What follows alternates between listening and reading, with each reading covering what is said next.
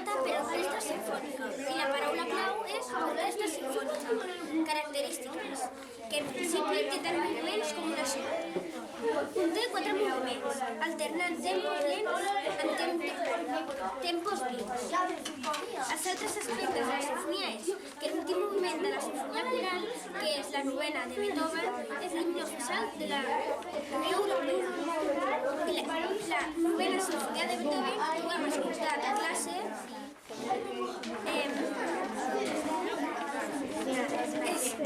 És un exemple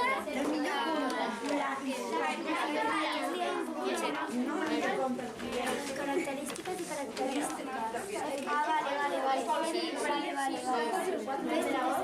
Característiques i característiques. Això seria... Això és una acció. Sí, corre.